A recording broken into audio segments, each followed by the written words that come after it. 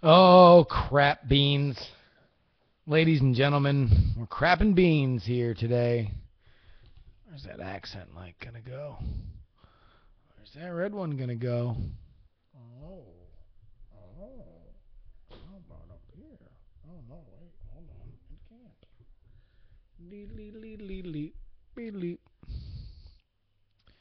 There we go. That's a little accenty.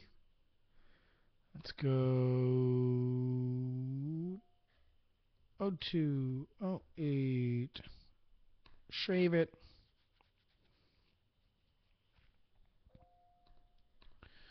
Link this bad bitch. All up on Twitter. All up on Twitter. I'm loading the chat room. Let's get a little.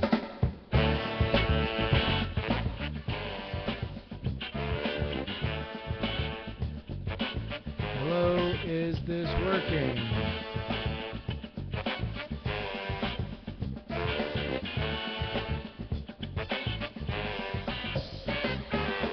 You got your box on, you walking out that door. Said you won't be around to see me no more. They'll be preaching that you put the hurt on me. All right.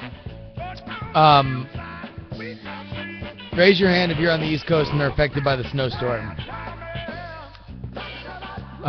Get out there in the chat room. Let me know whether you're in the East Coast. Because I'm going there. Vincent 404 is in Austin.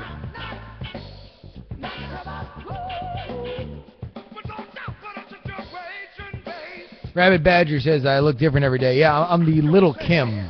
The Lil Kim of podcasting. You've seen that BuzzFeed article where it's like she has different faces. Like sometimes she looks like an old Asian woman, and sometimes she looks like a super hard ghetto chick. It's hilarious.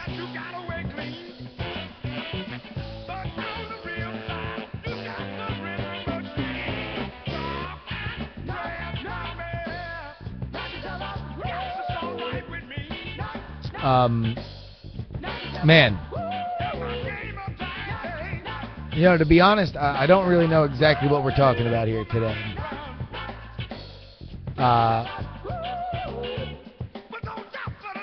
You want to know? I think it's just going to be a grab bag, man. What would you say? What would you guys say?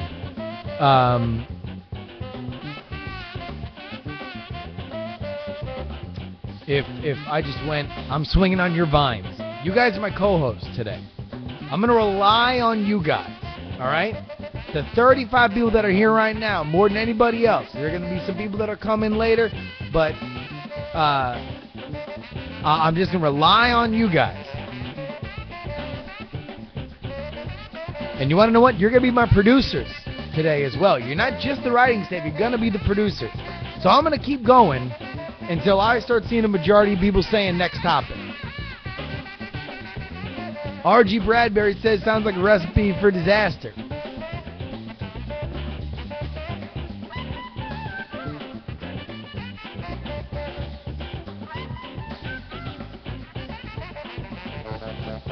D. Jones Radio is playing my podcast doing NSFW shows.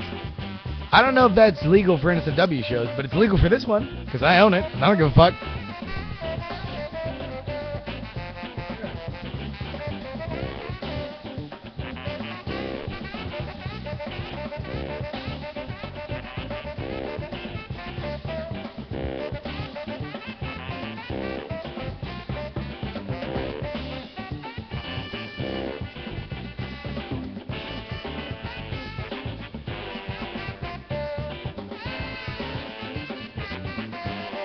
All right, ladies and gentlemen. Oh, it's part of 105.9 The Cat. Awesome.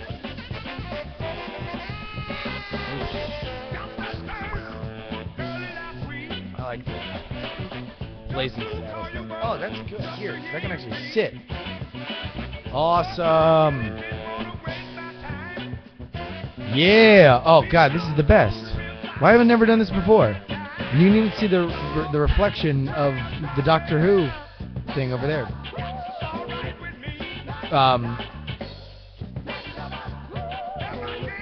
All right. I think we're ready to roll. No question is off limits, man. I'm gonna talk about everything. We're gonna roll.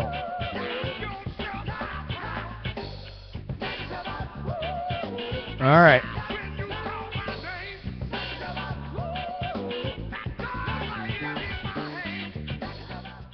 You're blocking my light.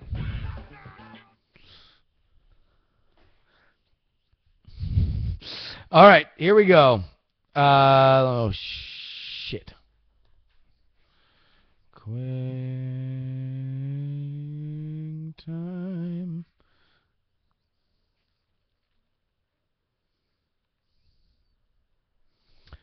File. Audio recording.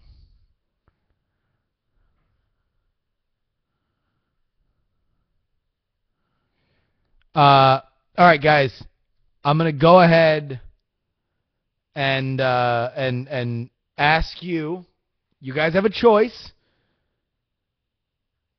Do you want to hear the new Spinto Band single or the new Turquoise Jeep single at the beginning of this episode? All right? I'm waiting for your votes here. Turquoise Jeep, Treat Me Like a Pirate. Spinto Band, Shake It Off. Infamous Nexus says, I've never heard of either of those. Well, then just choose. We have 4 for the Spinto Band.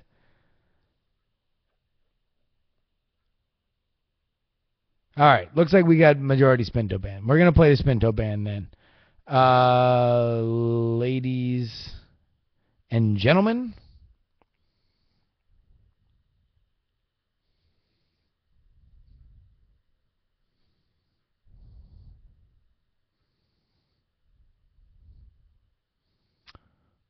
I'm trying to think of something witty to say before.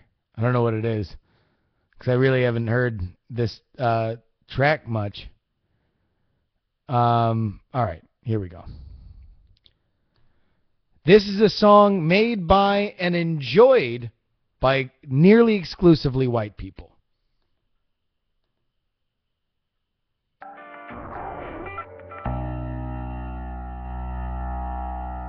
Quiet moment on a subway train. Ah, crap. Hold on. You say it hurts to kiss. I actually need to stop that. I'm going to have to record it again because I didn't have the right mic selected. Deedle-deedle. Boodle-deedle. What am I? Aha! Wiretap Justin TV. Let's try. Oh. Yeah, okay, good. Here we go. This is a song nearly exclusively enjoyed by whites.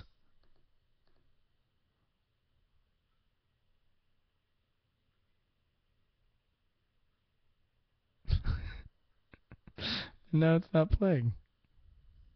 Why? I have to record again. Why? Oh, man, this episode's going great so far. All right, here we go. One more time. Let's see if we can get that racist intro just right. Here we are, 3, 2, 1. Here's a song nearly exclusively enjoyed by whites.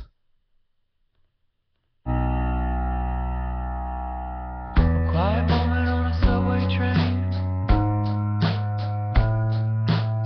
You say it hurts to kiss me over and over again. And you say it hurts that it's taken so long, but I was the one waiting, and it's worse to be strung along.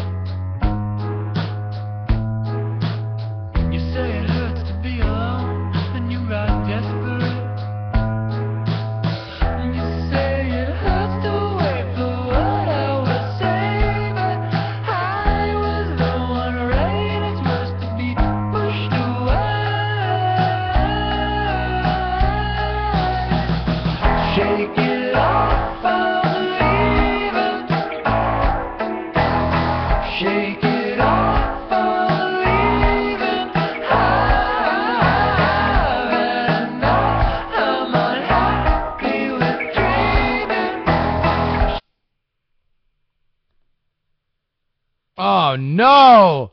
Oh, no. The Spinto Band quit on us. No. Let's just go right to the intro. What do you say, huh? Let's go ahead.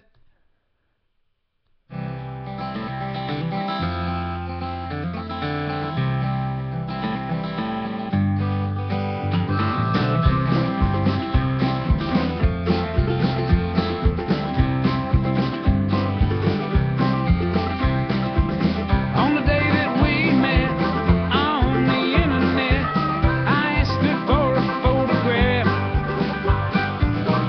She sent it over to me, said, I know it's ugly. And I said, girl, ugly ain't the half. Ugly ain't the half to explain how that intro went. Holy crap beans.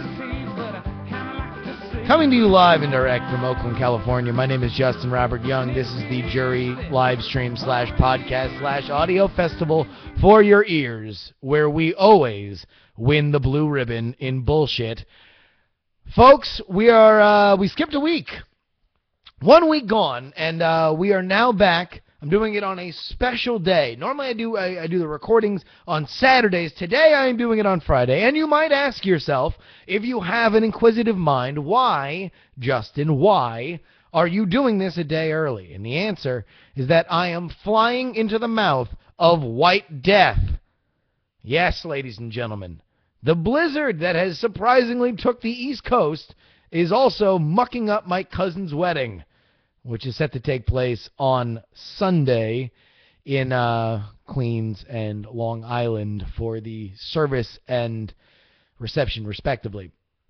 Which means that I have to fly in to what is being described as the snowpocalypse. And it's, man, I'll tell you what, there is nothing worse than coordinating travel plans with more than one person.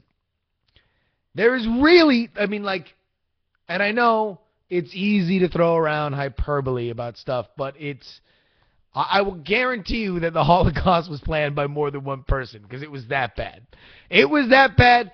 Trying to figure out travel plans, not as bad as that, but I believe it shares that in common with the Holocaust. So all of a sudden I get a call today from my from United that tells me that my flight, not to Philadelphia, but my connecting flight to LaGuardia, is canceled. So now, all of a sudden, I got to scrounge around and figure out what the fuck I'm going to do and how I get from point A to point B tomorrow. Now, meanwhile, I fly local time, 6 a.m. here in San Francisco to Philadelphia. So it's not like I got time tomorrow.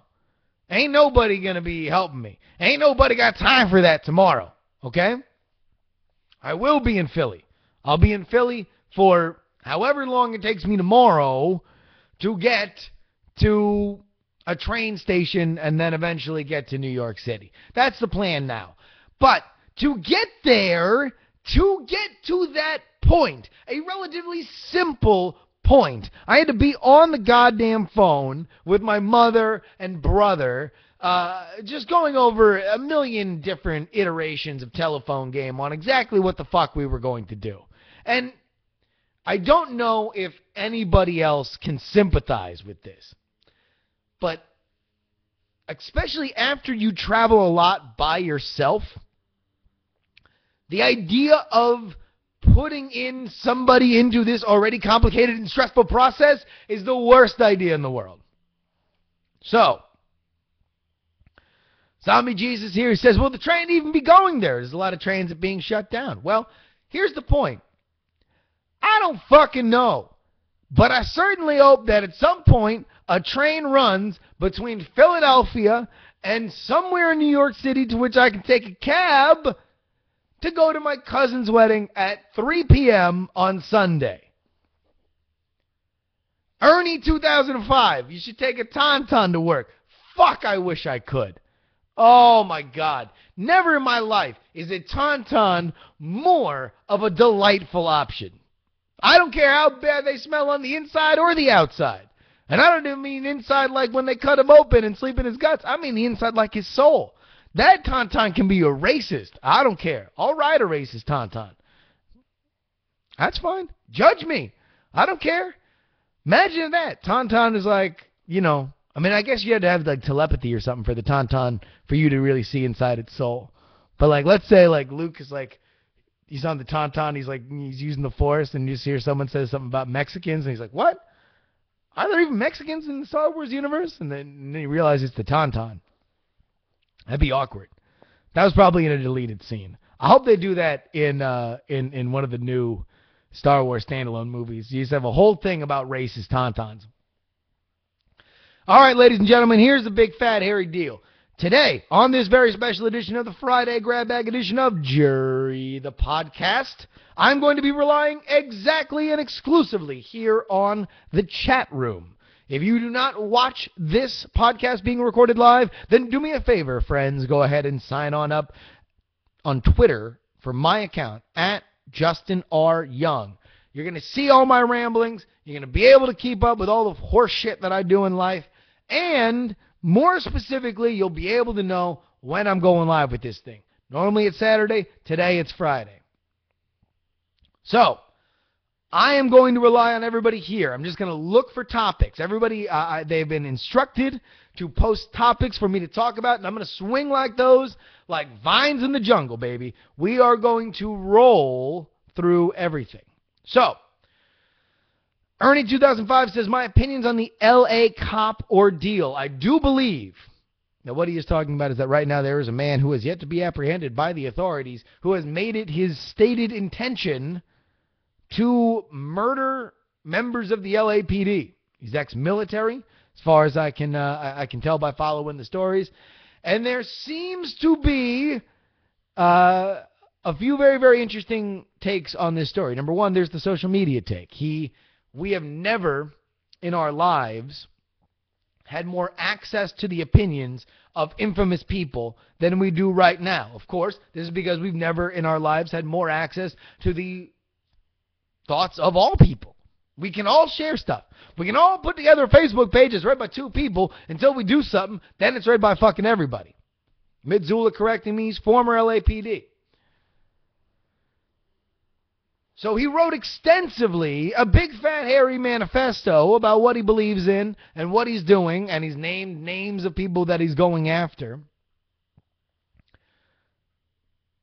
But it raises a very interesting point. And I want to bring this up because it was the subject of a video that my good friend and roommate, Ashley Paramore, put up about the concept of what the culpability of all media, old, new, something blue, something borrowed, social or dumb media, what our culpability is in propagating these kind of events. Now, there are a few things that we had to remember when we talk about stuff like this. Number one, violent crime in America is down and has been going down for years as media has exploded. Our perception of crime has exploded as media has exploded because now we are able to know faster, better, stronger, and with more visceral images, sounds, moving video, and words. But there is psychological evidence to say that when we look at these people who do horrifying things and try to figure out what makes them tick, which is a natural human instinct, in my opinion, we legitimize on some level a reason for somebody who hasn't done something to do something. Because many times they are looking for meaning in their lives, they are frustrated with their lives, and this gives them something to pin their hopes on. So, I don't know what the answer is, but it's an interesting idea. Is every single word that we talk about this contributing? Is every syllable that is coming out of my mouth contributing to somebody else doing something? Maybe. I mean, I think, to be honest, I think it is, you know. But I also don't know what the solution is. I don't think that the solution is necessarily less speech. I think you can make an argument that right now, people who, if there was somebody who ran out on the Super Bowl field, presumably when the lights were on, and was showing their dick and balls, CBS wouldn't show it. The reason why is because, number one, it would be against against their rules. So let's even take it down. Let's say they're not showing their dick and balls. They're just in some sort of revealing or silly clothing. They would not show it because they do not want copycats. That's the reason why people don't show streakers on television, even if they're not necessarily naked. So, would that psychology not apply to something like shooters? Paul P. Miller says, whatever happened to just old playing crazy? No, I mean, number one, I agree with you. You would have to be crazy to look at this kind of stuff and say this is a part of the reason or part of the motivation why I want to shoot these fucking people. I'm not saying that this is taking people who would not shoot people and making them into shooters. I'm saying it is a reason why likely shooters become shooters.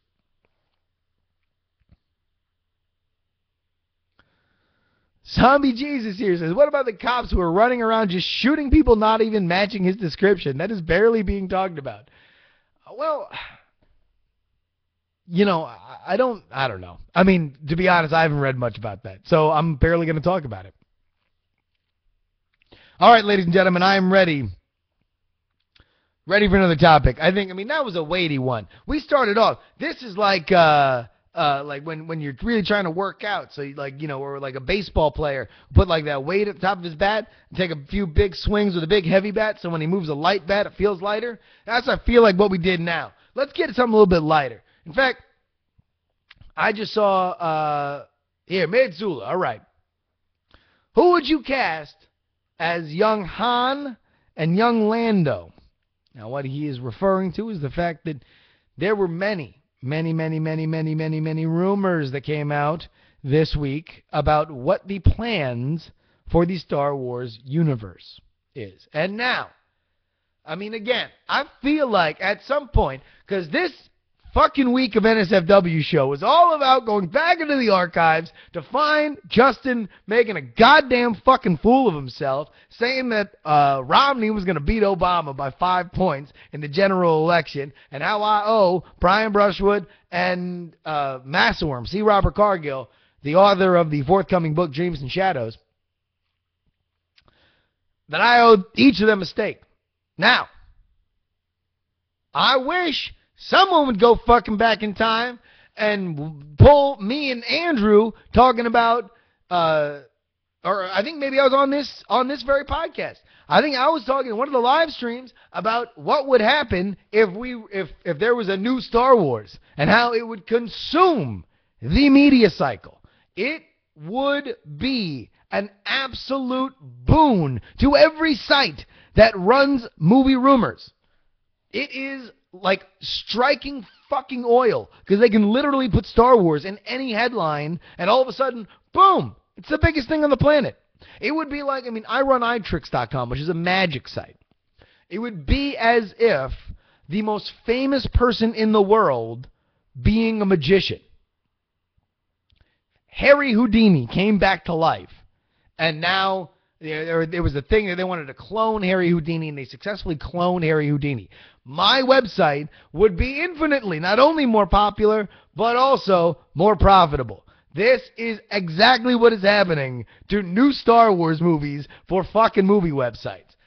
So I do believe that when we see, there's going to be a young Han Solo movie, there's going to be a young Yoda movie, there's going to be this, that, and the other. I don't know whether or not it's true.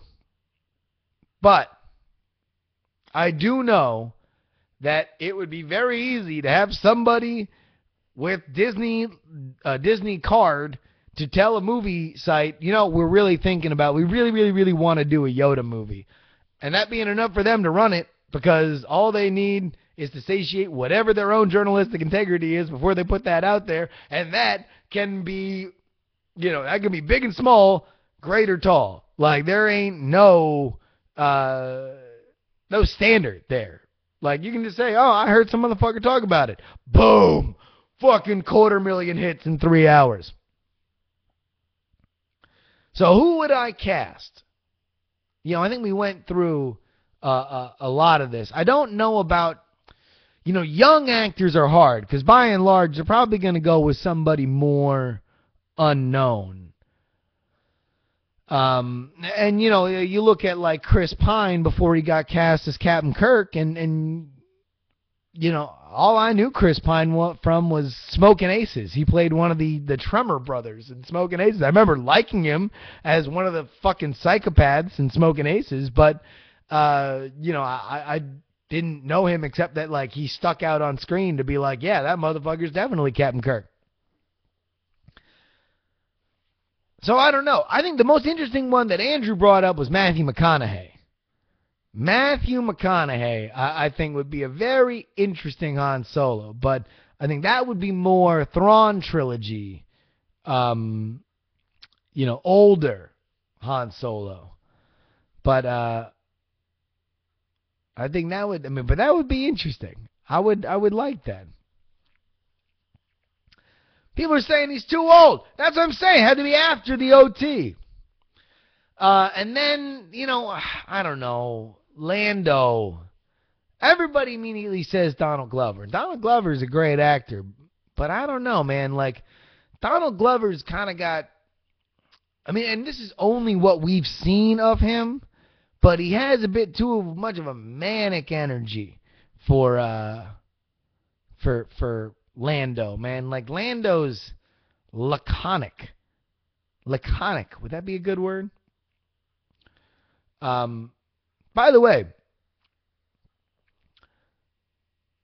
Infamous Nexus says Lando should be Aisha Tyler, and it reminds me of something I saw this week of all there are physical people on which the Archer characters, the drawings are based on, and although they kind of look like the voice talent, I think there's only like one or two that actually are the facial stuff was modeled on the voice talent, and none of the main ones. In fact, the Aisha Tyler character in Archer was a Hooters waitress that they literally just kept bringing in because they wanted to like have like a treat for the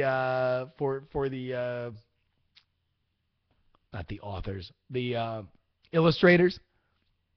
So they just kept bringing her in and telling her like, oh yeah, no, in this one, she loses her shirt, so you have to take your shirt off. John Howe Online, put The Rock in it. The Rock's in everything. That's goddamn true, man. He is in everything. I'll tell you, The Rock in, I don't know about Lando, but The Rock in a Star Wars movie? Crazy shit's happened.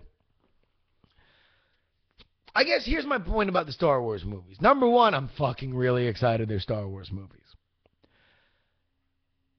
And let me ask you this. For anybody who wants to show any pessimism, and yeah, we would love if there was original Star Wars movies, that it's kind of a bummer that they're mining these same characters again, sure. Okay, fine. I get that.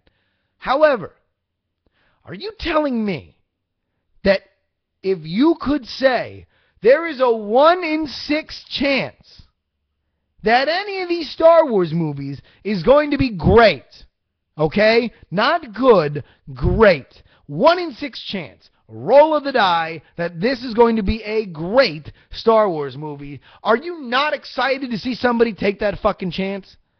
Really? Because if you like the fucking Star Wars movies and you like the universe enough to feel like you are a guardian of it and you should have yay or nay power over what comes out next in this universe, then you should be fucking jumping at the chance that a 1 in 6 opportunity lies in a good, no, not good, great fucking Star Wars movie in theaters. I mean, I feel like the prequels tainted one of the most amazing experiences in my life. And that was the run-up to the prequels.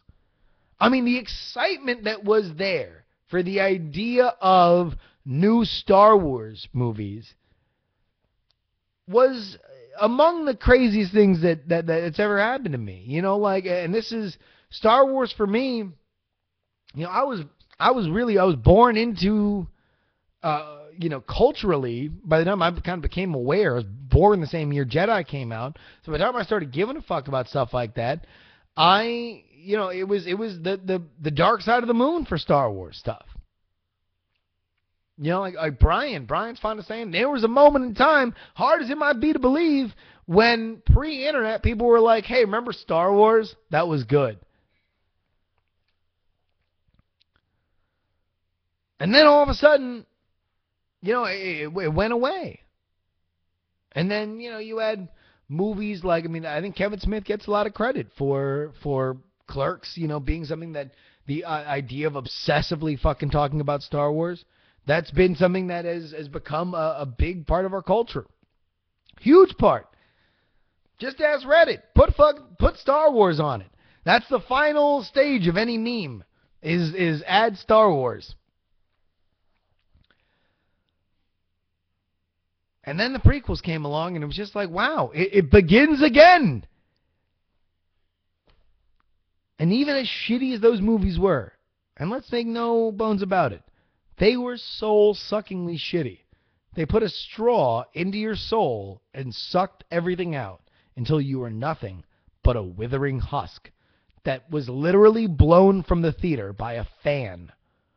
Okay? You might not remember this, but when you saw any of the fucking prequel movies, you were sitting there as limp as a snakeskin in your chair. They turned on an oscillating fan and blew you out the door, hopefully into your car, and not laying stranded amongst the rubble in the parking lot as you got caught on a broken beer bottle and your face flapped awkwardly onto a used condom. All right? That's exactly what happened. You might remember it differently, but that's post-traumatic stress disorder that is telling you a lie that doesn't really exist. I hope everybody right now listening to my voice is hyperventilating as they remember when they were just awkwardly in that movie theater chair, just lying as if there was no vertebrae. Your skin had just kind of collapsed onto it like a used payday wrapper. And the oscillating fan slowly came, and like your ear started to flap first, and then your head, and then you just like went flew back.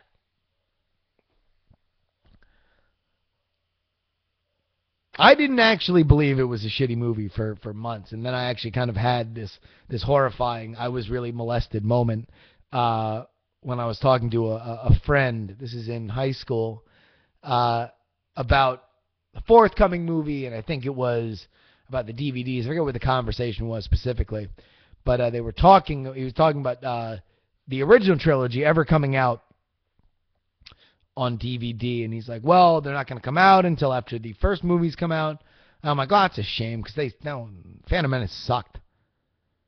And he's like, what do you mean? It was great. And I'm like, no, it sucked. But it was something that I had said. I didn't even realize I said it, if that makes sense. I just kind of, like, it was just a knee-jerk reaction, like a doctor hitting your knee with a hammer, and like your reflex goes, and he's just like, Phantom Menace sucked. And he's like, what do you mean? Like, we've been talking about how good it is for the last, last couple weeks or months. And I was just like, no, it sucked. Oh, God. Oh, God. It did suck. It fucking blew ass. Remind me, by the way.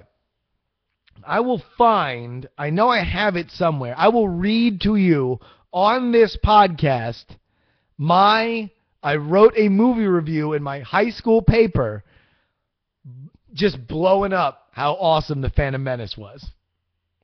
Remind me to do this. I will read it on this podcast. I will find my glowingly positive 4-star Phantom Menace review.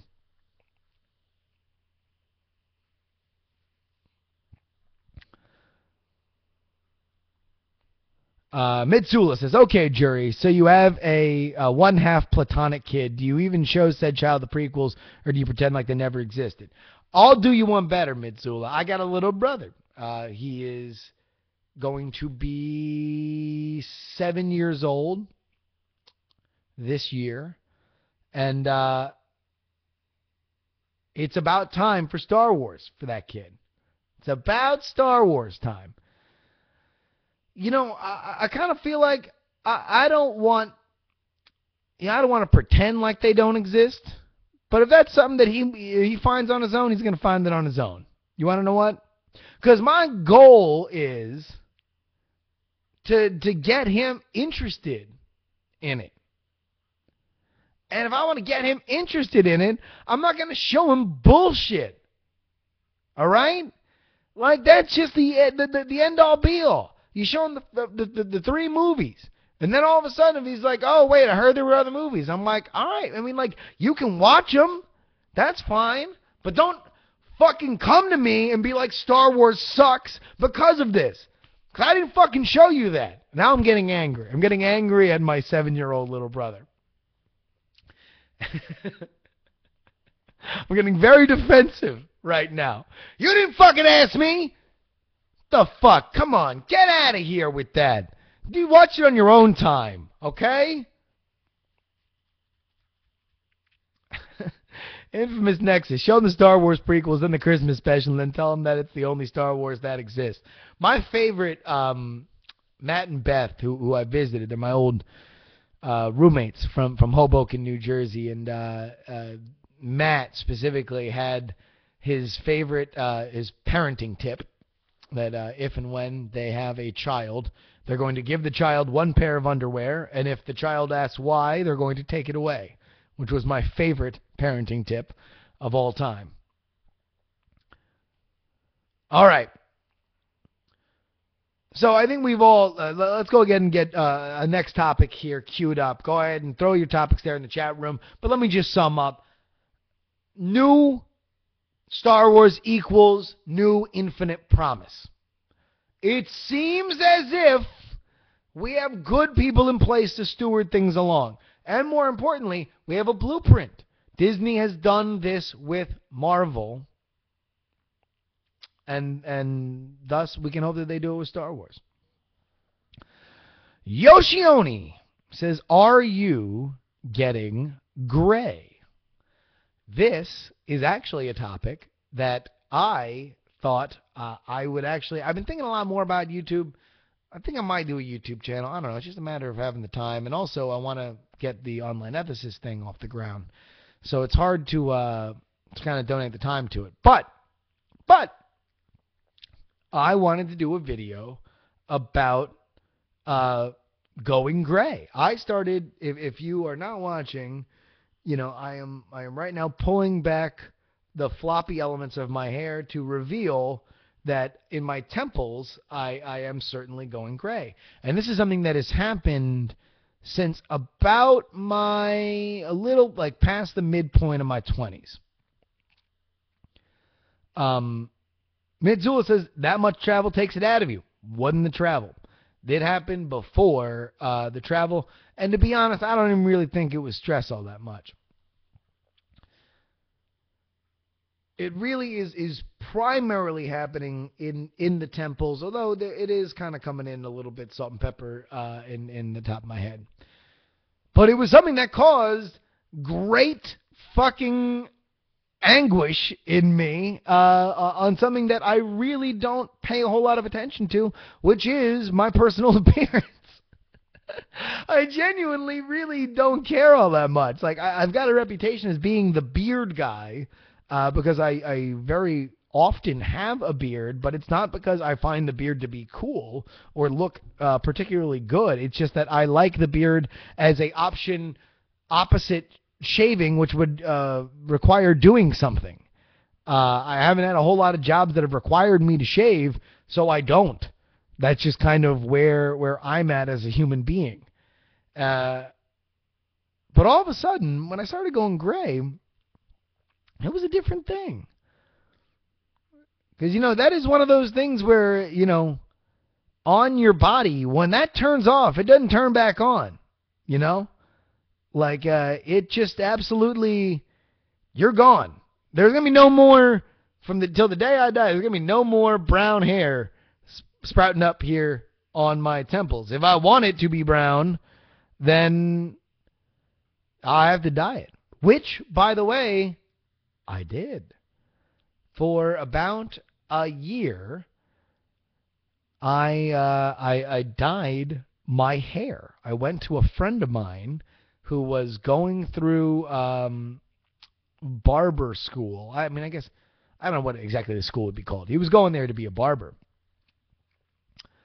and I got my hair dyed, and it was the weirdest fucking thing ever. I didn't know what I felt worse about. The fact that I was going gray, or that I was so afraid of going gray that I was dyeing my hair. Like I was going out of my way. And oddly enough, one might think a few things. Number one, that this would make me realize that I cared more about my personal appearance as opposed to less, but it didn't really change anything else. I still had a weird, scraggly beard. I just dyed my hair. And it wasn't until a friend of mine noticed. I was in a bar, and just the way that the bar light hit my hair, you could tell it was kind of an unnatural sort of brown. That it was not as dark as my natural hair color. And my friend just totally busted my fucking chops about it, and I was done. Instantly, boom. I did not give a fuck about dyeing my hair anymore. That was it. And then from there, you know, I just kind of owned it. You know, I think that was like the one thing I needed, because I did not want to, I was not vain enough to be made fun of for it. I was not going to set up that defense perimeter around the fact that my hair was going gray. And I guess part of it was that I was just pissed off that it was happening so early. I just kind of figured, like, going gray is for your 30s, possibly your 40s. But yeah, no, now I kind of own it a little bit more. Like I'll actually like slick back my hair so like I have the gray temples kind of prominently shown. Devin Parker says, if I'm going gray, I'm doing it on my terms. Well, yeah, no, absolutely. I guess I was just, you know, I was very, it was odd. I'm curious to see if anybody else has been in this situation. And Tom Z points out the thing that I always point to. And I don't even know if this is scientifically proven, okay? I have no idea whether or not this shit is real, but I want to believe it is real, so I've repeated it. That you don't go bald and gray. That you either, especially early on, you go gray or you go bald, not both. So I'm very pumped that I have no traces of male pattern baldness, at least at 30, where I know a lot of my friends that have, man, I got a friend that's got a widow peak so fucking sharp he's gonna poke somebody's eye out. Like that shit is getting dangerous. He's gonna have to fucking put his head in a bin at airports. That shit is getting so sharp. All right, he's gonna fucking be mistaken for somebody that would be able to shiv a pilot, 9/11 style. His widow's peak is getting dangerously pointy, ladies and gentlemen. I'm going to keep doing fucking hacky widow's peak jokes. If he had a twin brother, they would be fucking directed by David Fincher. Now, Medulla said there's nothing better than having your barber grab the thinning shears when you're over 30. That is from Mitsula. So, you know, I'm very curious to see if anybody else has gone through something like this, because I think someone in the chat room said, like, oh, you think going gray on your head was tough? Wait until your first gray pube. Not to get too graphic, but, like, I don't give a fuck about a gray pube. Who the fuck gives a shit about a gray pube? Like, seriously. At the point that a fucking girl or guy, a sexual partner, would notice a gray pube, shit's over. Like, fucking, like, we're already done, okay? Like, if you're at the point where your fucking pubes are out, the deal's signed. How many times do you have your fucking pubes out and shit is not going to completion, okay? Can we have this conversation? Doesn't fucking matter. Like, your pube grooming habits, unless they are fucking just horrifying, right? Unless they're horrifying, no one's going to be like, oh, I was about to blow you until I noticed a gray pube. No. Like, you've already worked yourself up into a frenzy at that point. That's never the beginning. It's never like, hello, here are my pubes. That's not a thing. So yeah, no, trim it, sure. If it's fucking absolute mess, if it is a unkempt topiary disaster area, then, you know, yeah, that might shut shit down. Gross negligence of your personal hygiene on any level will always fucking shut shit down sexually, okay? Get that through your fucking skull. But if shit is reasonably well kept and you just have the powder of pubes amongst your natural color, no one's going to say, fucking, that's retarded. I'm not doing that. I was going to sit on your dick until I saw that gray pube, and I was startled by its monochromatic distinction. No one says that. Raise your fucking hand in the chat room right now if you believe that if you saw a fucking gray pube on a sexual partner of yours, that you would stop it. And I'll show you fucking a liar. You are lying to me and the rest of the chat room if you say that that would turn you off.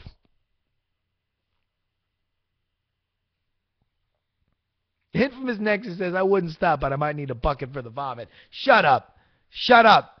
Nobody would fucking care. NSFW Ben says, I would pump faster. Yes. Pump it like the Fed, baby. Fast and hard. And repeatedly. All right. I think when I've talked about pubes and their relationship to fucking, we're about ready for another topic. Of course, everybody, you can go ahead and check us out here. Justin.tv. If you're joining us right now, we're doing a little grab bag. Go ahead and pop your topics right there in the chat room. We're swinging from vine to vine. I think I got room for 2 more topics. For those of you at home, we've already covered the LA cop killer. We've covered pubes. We've covered Star Wars. So pretty much everything in the world we've already set our sights on. Let's see if we can think of another 1 or 2. House of Cards. Let me talk to you guys a little bit about House of Cards. Because right now, I have not watched any of House of Cards. But many people have. And I don't know what to think about it. Let me dial it back. I want Netflix to succeed. For those of you who are like, no spoilers, don't worry. I can't spoil anything because I haven't seen it. I want Netflix to change television. I want Netflix to change entertainment. I've loved Netflix for years. I think I was a subscriber probably within 2 years of it coming out. I love it. I think it's awesome. I want them to change the world. And I am saddened when they do bad. I am delighted when they do good. Netflix is so awesome that Brian and Tom devote an entire show to it and call it Frame Rate. Now, I will say that I'm not sure that Netflix's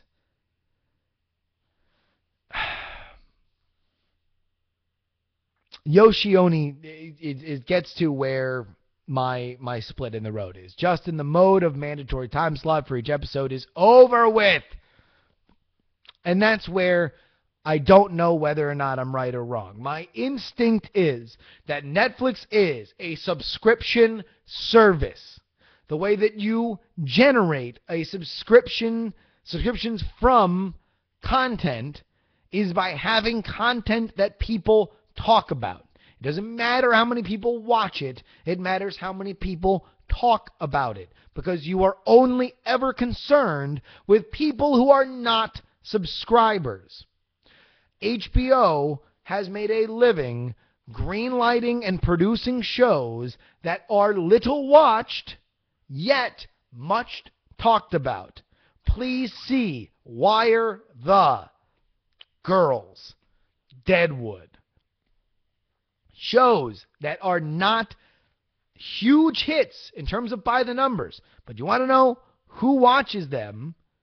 Critics. People with platforms. Now,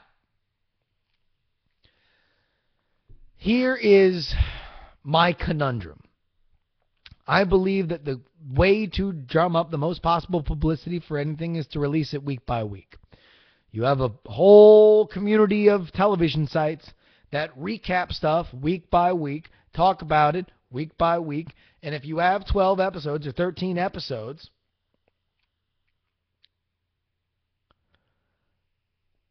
then, you know, and by the way, all right, so I was a little, all right. If you spread it out over 13 weeks, you get 13 weeks of hype. Hold on. I want to go back to something. Yoshioni, who apparently, this is me. This is the Justin and Yoshioni go back and forth hour. HBO is getting their lunch handed to them by Netflix. That's not actually true. And also, I think the term is getting their lunch eaten by Netflix. If HBO was getting their lunch handed to them by Netflix, that would be a good thing. HBO wouldn't have to go anywhere for their lunch. Netflix would come up and say, "Here, HBO, here's your lunch. I'm giving you your lunch." HBO is doing fantastic right now. You might say that they might not be doing fantastic in the future, but at the same time, they're well positioned to be a company like Netflix, to take direct subscription from customers instead of specifically only going by a cable subscription model. They're doing very, very well. They have a lot of very good shows and very popular shows that are currently dotting their landscape, including True Blood and Game of Thrones, which is starting again at the end of March. Here's my point, and I don't know whether or not I'm right or I'm wrong, because number one, Netflix is Netflix, but then again, I never thought of Quickster, and they did. So I don't know which Netflix we're getting. The brilliant paradigm-changing Netflix, or the, hey, we're going to make a really bold move because bold moves are what we're fucking about, Netflix, that may not be the right move. They're making the bold move to be bold, not necessarily to be correct. Because their point of view is we are thinking about things on a far too truncated timeline. Their point of view is that House of Cards is not judged by how it does in its opening 13 weeks. And it doesn't matter what it does in its opening 13 weeks. It matters what it does in infinity. That no matter what, all they have to do is make great programming that people tell their friends about, and eventually people are going to want to watch it so much that they will get Netflix. Now, I don't know whether or not that's true, because my point of view is you would have the whole fucking series there after 13 weeks, you know? Like, I just have a hard time believing that frenzy, that media frenzy, in this day and age, when people are when ads are tracking you around the internet like a homeless, hungry dog while your suit is made of ground chuck. This is what ads do to you on the internet with cookies. That every time that you click on something that says House of Cards recap, it would say subscribe to Netflix.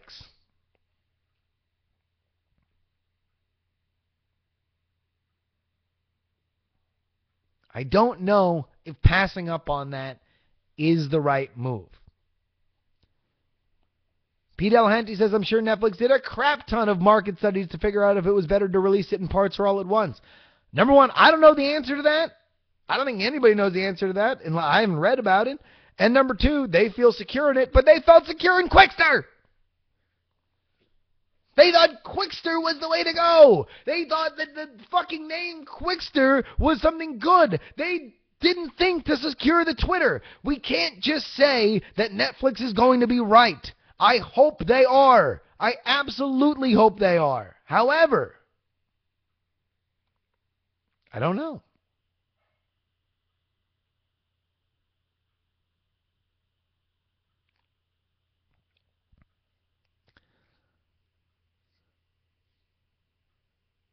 Pete Handy says if they released it in pieces, people would just wait and subscribe at the end anyway. I'm sure many would. But when you are talking about subscriptions, it's literally just reminders. It's not like you're really changing people's mind necessarily, because if you're not interested in it, it's not likely that you will become interested in it unless all your friends are talking about it. Like the same way that happened with Lost, you know. Everybody got into Lost because there was somebody who was watching Lost at the very beginning that was like just fucking bugging all their friends. And eventually they just had enough of their friends scream and yell at them about Lost that they went and watched it, right?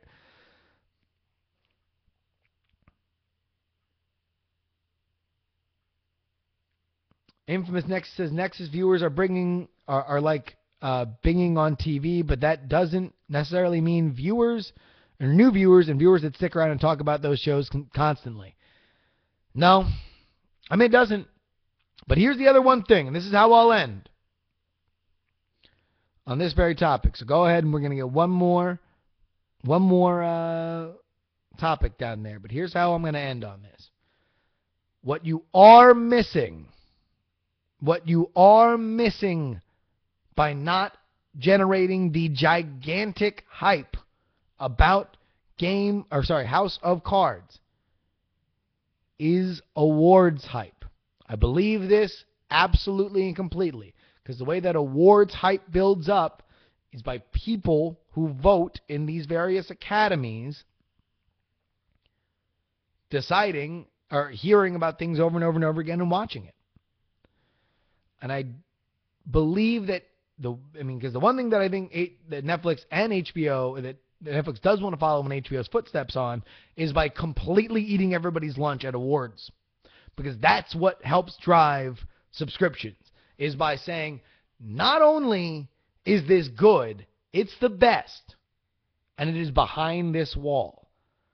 You can get at this by subscribing. Now, I do not in any way believe that House of Cards or any original Netflix programming will ever get an Emmy. I don't. Because I don't think television, these are industry awards, and their industry is television. I might be wrong, but I don't think they're ever going to get an Emmy. But I do think what they could get is a lot of Emmy controversy. A lot of critics saying all these people sucked compared to Kevin Spacey on House of Cards. FLS Carnage says Dr. Horrible got an Emmy. Dr. Horrible's also harmless.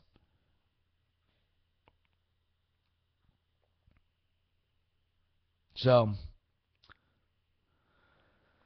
we'll see. Jackie Hearn says, can you owe us a steak if you're wrong? Fuck no. I'm out of the steak business, man. America's Butcher's closed his doors. I'm done cutting off fine cuts of meat and tossing them all over the country. I'm done with it. Done with it. All right. I think we had one more topic here. I believe here I'll do a little mini topic.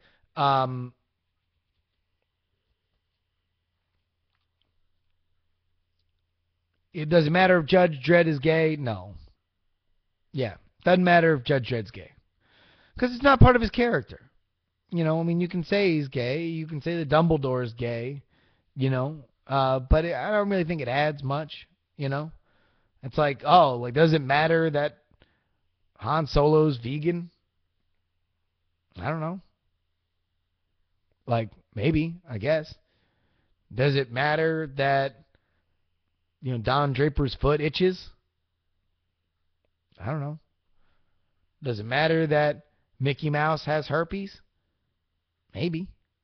I mean, that actually I do care about. I'm sorry. If Mickey Mouse has herpes, I really do want to be informed because that's probably a health thing.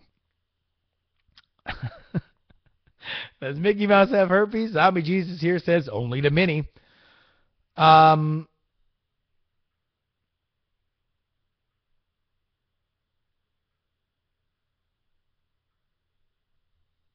right. We got one more here, folks. I thought I saw one. Oh, okay. Here we go. Ladies and gentlemen, boys and girls, I'll do two really quickly. Number one, Vine. Will it live a year? I think it will. I think it's interesting. It seems to be a bit of an arty kind of community. I'm very bad. I have a bad track record with social networks. Like, I thought Facebook was fucking pointless, and then it became the world. I thought that YouTube was a place where people uploaded pornography, and it became a gigantic juggernaut. I thought Twitter was kind of dumb. I got on Twitter initially and then stopped using it because I thought it was stupid because nobody was on it, and now it's like my favorite thing to do on the entire planet. So Vine, I still don't use Instagram, but for like 2 times like a year. So to me, Vine is like Instagram. It's like it will be as interesting as people want to make it. People like taking pictures of food and selfies on Instagram. I think Vine needs to find what those things are. But other than that, yeah, I think it's got a legit chance. All right, real quick politics talk. Chris Christie. I'll do Chris Christie and Marco Rubio as two different things, or the same thing rather. It's going to be very interesting to see the Republican primary in, I guess 2.5 years when that starts up. Largely because I think there's going to be a race by certain candidates to say, hey, we're not the legitimate rape guys. We're different guys. You have Marco Rubio out there talking about how he was, how much he liked Tupac Shakur lyrics. Chris Christie is obviously somebody who has gone out of his way to present himself as a bipartisan kind of guy. It was revealed that as much of a joke as he kind of became on election eve, Karl Rove has raised money for a super PAC that will actively try to weed out embarrassing Republican candidates like Todd Aiken. And that is kind of its own sort of civil war amongst the Republican Party. So it's interesting. It's a party in flux. It's a beaten party. It's really not all that different, than where the Democrats were, pre-Obama, So that's what that is. All right, folks. I think that is going to wrap it up here for today. Infamous Nexus says, Nate Silver 2016, worship him, for he is a golden god. If he was a golden god, then he would have predicted the Super Bowl right. That is about it for me. My name is Justin Robert Young. This is the JuRY Podcast. You can, of course, listen to me whenever I go live. It's usually on Saturdays. Today was on a Friday. Follow me on Twitter at Justin R. Young. And until next week, ladies and gentlemen, do your old pal Jerbs a favor, and please don't die.